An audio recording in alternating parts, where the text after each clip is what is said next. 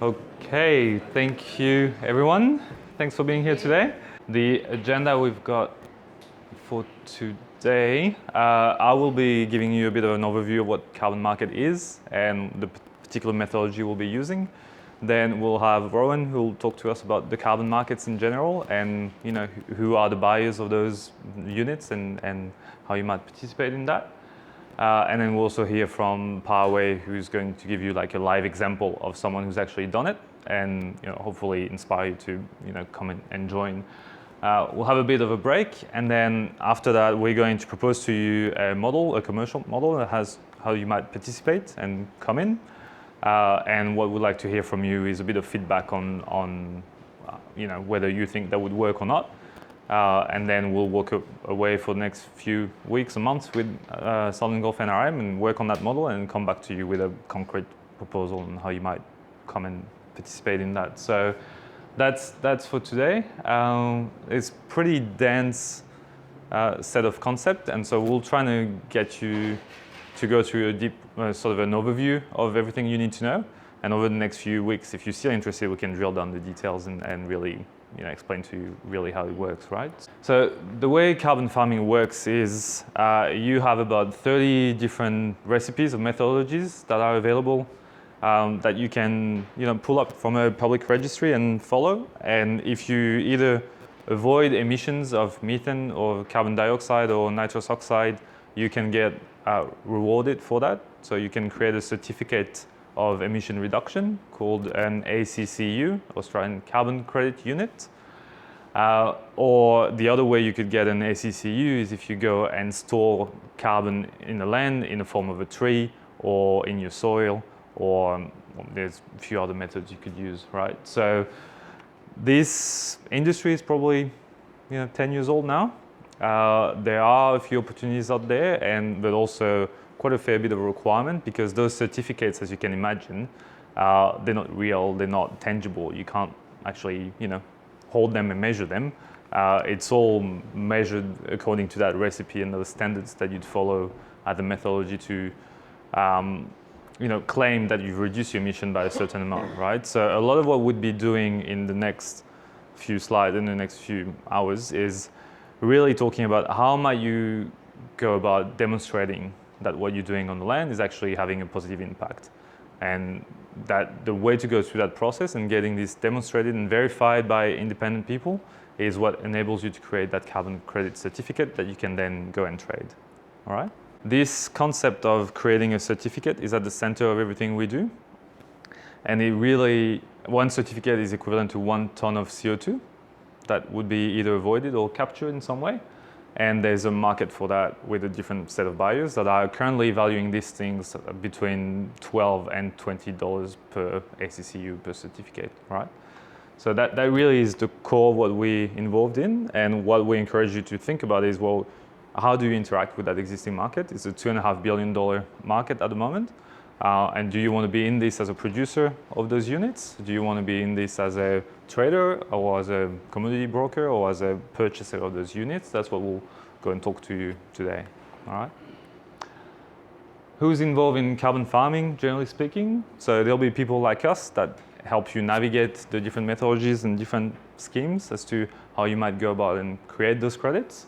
Obviously, you guys at the center of all that, you'll be the one actually doing the work and actually reducing emissions. So, you really should be driving this. There are a couple of legislative documents, so those methodologies that we use, they're being developed by Canberra, by the Department of Environment.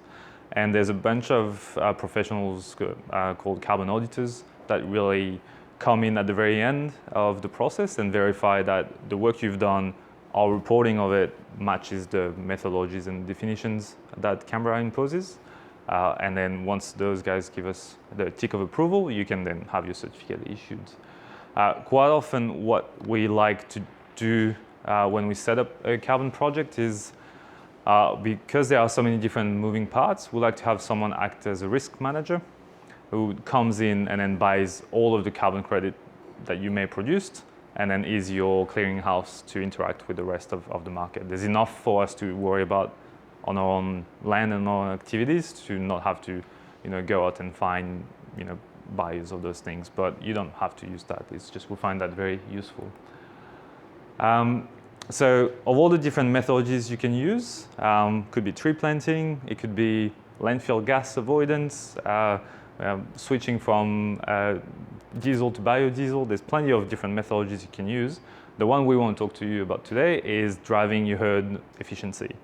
And you'll find that as we go through the day, you'll find that if you drive the efficiency of your herd and your kilos per AE go up, the emissions per AE comes down, right? Because the animals don't spend as much time on the land, they don't emit as much methane from the digestion, and they don't use as much resources to get to that target weight, right? So the core principle is if you get to your target weight faster, you are emitting less emissions, you should be rewarded for that, and we'll give you a certificate that you've produced in a more efficient way.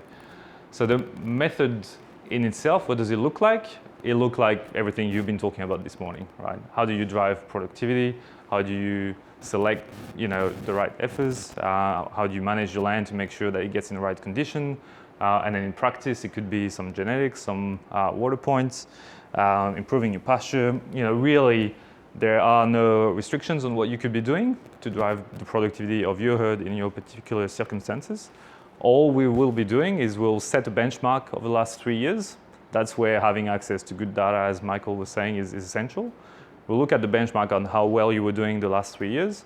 And if you improve on that, doing whatever you can think is appropriate for you guys, if you improve on that, you get a credit for the difference, for the improvement. Is that clear so far? All right, excellent. So the link to the carbon component is the emissions from your herd are a direct function of a factor, a carbon model that we have that gives you the emissions per AE divided by your production by AE, right? And how do you then increase that ratio? You can either increase your productivity, and that will reduce your emissions, or you can play on the emissions per head, right? Now, in terms of the emissions per head, there's not much you can do. When the cow is out there just doing its thing, it's just eating and digesting, and the only thing you can play on at this stage is just, what type and how old she is and how long she spends on the paddock. So really what we want you to think about today is just driving the efficiency.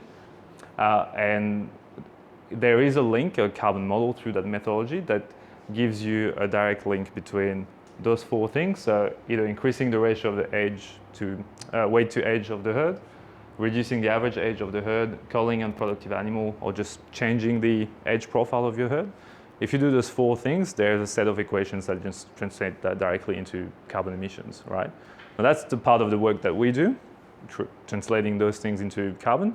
And the part that you guys would be focusing on is actually making those things happen on the ground. So you'll hear today from the rest of the presenters in terms of how do you make the carbon money. You'll be going out creating ACCUs, right? So those carbon credit certificates. You'll find someone who's willing to buy them at a certain price. That's dollars per ACCU, so that's what you hear from Rowan.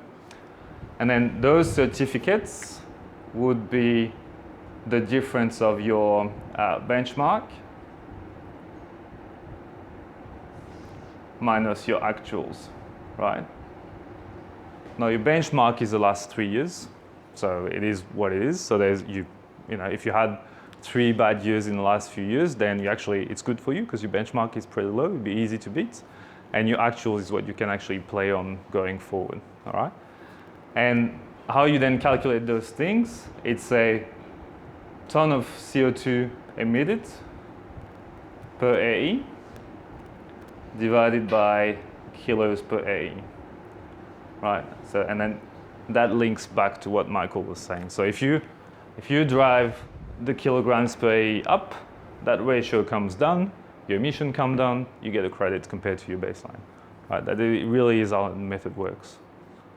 Is that clear so far? Right.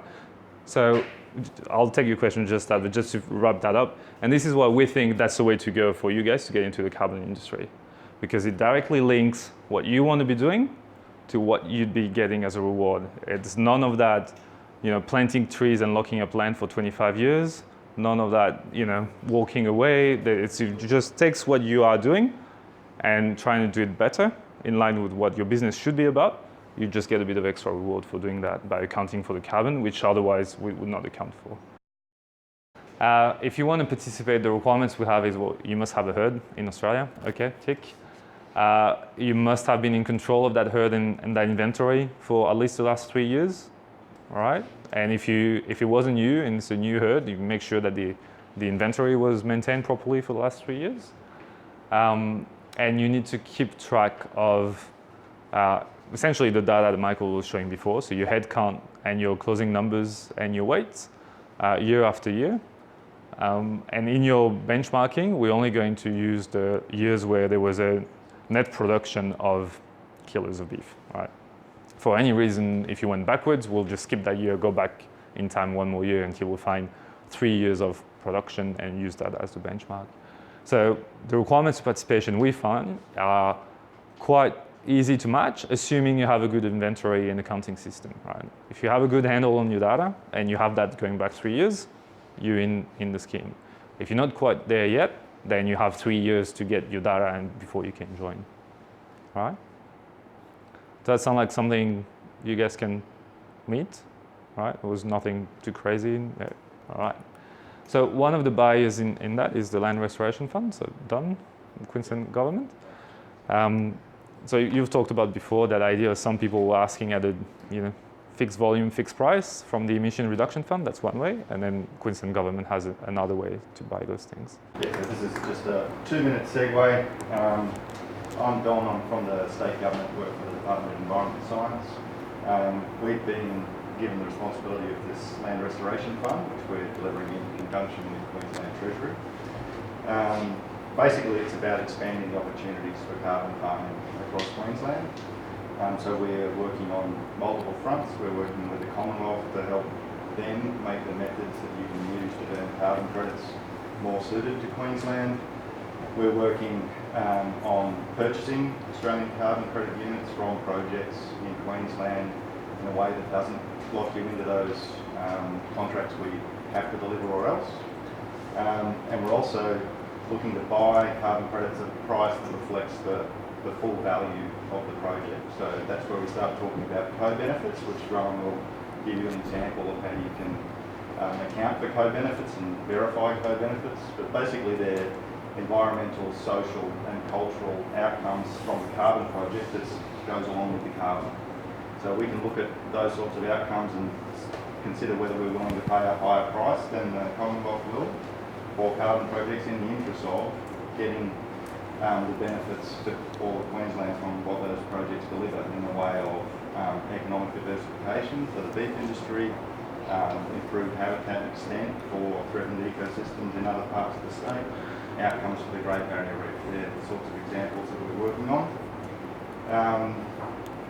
What else would I say? We're doing a lot of R&D and market development. So this project, second half of today's workshop was funded by us through Southern Gulf as a way of increasing understanding and participation by Queenslanders in the carbon market. It's all voluntary. We're about to have some announcements about the fund finally being stood up between now and Christmas. So when I come back next year, some of you come back to the follow-up workshop where we'll talk through what the revised model looks like. We'll be able to talk in a lot more detail about the ways that we see ourselves accounting for co-benefits and the types of ways you would engage with us to sell us carbon credits. But we're just one buyer. There's a spot market, as we'll hear more about, and there's also the Commonwealth. The main thing we're looking to do is just expand the opportunities for Queenslanders. The other bit that we wanted to sort of give you a feel for is this is not crazy money-making scheme, right? We're not going to be rich on the back of carbon, right? What way will help you is help you have a closer look at your productivity and try and increase that, and you're actually getting paid to look at your productivity. So the carbon money pays you to make your business more profitable, right? So these case studies, they're real life studies, and what it shows, if you go from your sort of business as usual, where you're at, and implement all the best practice, management practice, productivity measures, you get this extra gross margin there. So that's the sort of things Michael was talking about this morning, is the difference between the average performer and the top 25%. Maybe they make an extra $40 per AE of EBIT, something like that. And what we're talking about is maybe adding $2 to $5 per AE of EBIT on top, right? And so what we're really saying is, well, if you're going to go on this journey of driving your herd better for productivity, you might as well get rewarded for the carbon benefits of that as well, right? So that's something to keep in mind. So going back to some of the comments I made before, is you definitely wouldn't change your main plan just to go and grab that little bit on top, right? What you want to do is go and do what you want to for the orange reason, to drive your productivity, and while you're at it, just claim the gray bit on top, all right? And those co-benefits, we heard about them, but it's sort of things you can package into that story of the carbon credit unit is a very standardized unit, only looks at tons of CO2 or tons of methane avoided, but there's plenty of other things in terms of good land management that you could package into that to a buyer like the Land Restoration Fund. So yeah, focusing on the herd method specifically, which we are today, the first thing we want to note is that the model we've created and the model that I've worked with Julien historically is no cost up front. So we don't want to create any barriers to entry into this area. So the carbon project service provider gets money when carbon abatement happens and carbon credits are created, and everyone gets paid at that point. So the costs that you'll incur when you start a project are the costs of the activities that you implement that are new for that year, which could be changing the timing of your mustering, introducing genetics, anything herd related that improves productivity or reduces your overall age and decreases the amount of methane per kg produced. So we've covered the fact that the carbon project service providers take between 20 and 30% of the carbon credits. Now the work that goes into developing the project from eligibility, feasibility to annual reporting to getting the ACCUs issued and for managing who buys it takes considerable work. And so it's a very fair fee that they take for doing the services.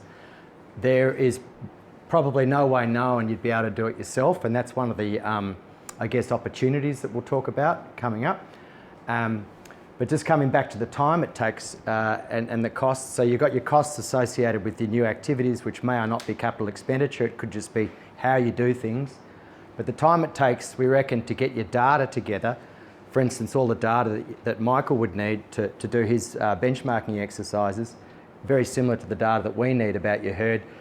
I reckon between 1 and 2, 3, up to 3 weeks, depending on the scale of your operation, to get all that historical data for the last 3 years. And then after the first year of your carbon project, you've got to give the carbon project developer an update of your herd activity for that first year. And that collation of that information may only take a couple of days, or somewhere between 1 day and 3 or 4 days. So in the beginning, it takes a bit of time to get all the information together. You may have it on hand, or you may have to go digging around in spreadsheets, dockets, information you've sent to your accountant, etc. But it's a lot easier than it used to be, and the carbon project service provider will help guide you through that process, so it's not too onerous. So the barriers of just a little bit of a background.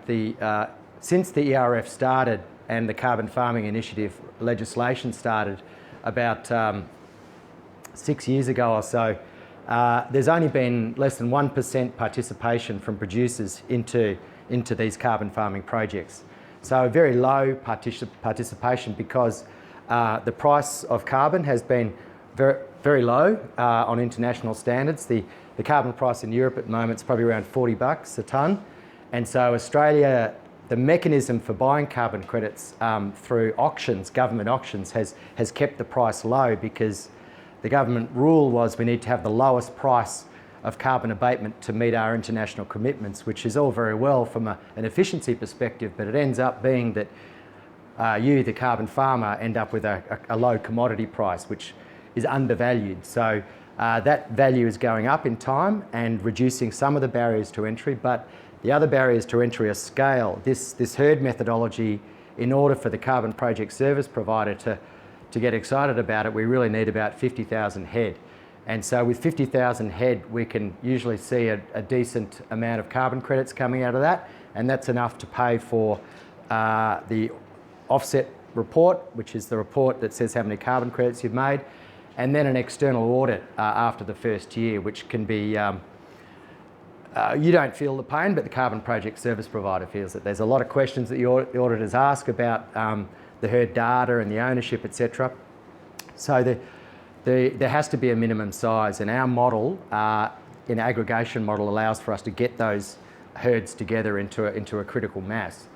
So when we started this with Paraway some time ago, it was relatively straightforward. They had a big herd and they could act as a virtual aggregation, but I'll let Paul talk about that. The next step for us is, yep, the corporates are interested. We need to go to the next level and get the people who've got 3,000 to 15,000 head together and get them into these projects to get them up and running, because if there's 24, 25 million cattle in Australia, we've already got 1 million in projects, and so we've still got a big market out there to get people engaged. So the barriers are carbon price, which is increasing, the cost of doing business, and the requirements of a lot of the other carbon farming methodologies in vegetation and soil management require a lot of regulation, a lot of monitoring, which is expensive, and there are also some caveats around it. So if you do a vegetation or a soil project or a savanna burning project, you've got to get consent from eligible interest holders, and that can be banks, native title, and the Queensland government, and that can take a lot of time. The herd management methodology in our model does not require that consent.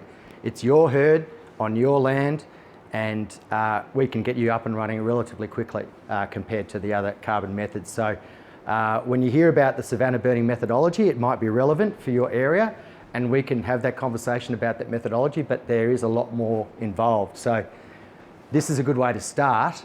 Dip your toe into carbon farming, get rolling with it, and as you get rolling with it, you might say, oh, I'm really interested in this other methodology now that I've come to grips, I'm not afraid of it, it's in line with my business. So the opportunity is in the model. We've been working on it for years, and we feel it's probably one of the best ways to get started into carbon farming. With low risk, you've got a buyer in-house with the carbon project service provider, which also acts as a risk manager. So they're providing the services and they're also buying the carbon credits from you. And there's no requirement for you to deliver a certain amount of abatement. If you went and got involved in a carbon abatement contract with the government to do carbon farming, they're going to say, we're going to want to see a certain amount of carbon credits every year. And if you don't provide them, you're going to have to provide them at the end of your 7-year project. So we've taken that all out. And we just have one contract between you and the carbon project service provider to deliver services, and then they buy whatever you create. And if you don't create anything, no one's penalised, so it's no big deal. So as part of the process, we're very aware that confidentiality is a very important thing for producers, and we ensure utmost confidentiality in your data. So when you provide the last 3 years of your herd data, and then each year information about the data, all that gets published at the end of the day is the sum of the emissions associated with all of the people in the aggregation. So individual producers work as independent units. An individual producer's herd data gets translated into emissions data. All of that emissions data are added up, and then the aggregation gets a certain amount of carbon credits. The service provider will know which properties, which producers created the carbon credits, and then that money goes back to those people. And the only thing that's ever publicly registered is this carbon aggregation project was issued this many carbon credits in 2020, 2021. So nothing gets back to the individual. No information is shared amongst other producers unless you're interested in sharing information, and that's something that could come out of an aggregation project down the line, is sort of cooperative sharing arrangements. But we just thought in the beginning, as one of the attendees at the last conference said it's a bit too socialist, and that made us all laugh, because we understand, you know, if you're doing work that creates carbon credits, you want to have them, and you don't necessarily want to share them, and I understand that, you know, that's all fine. So at the moment, you'll be required to provide data, then there's annual reporting, and then there's a contract with the carbon project service provider. Even in the last day or so, this model is getting more refined, so we believe that we can get it down to one contract with the carbon project service provider, and then the risk manager, who isn't here today, a gentleman by the name of Gary White, and a company called Corporate Carbon. Corporate Carbon and Natural Carbon have been working very closely together. Corporate Carbon being the risk manager, they ensure that there's no requirement for government contracts, and the risk manager buys all the carbon credits that you make. Similarly to what Don was saying, no delivery schedules, we just buy whatever you create.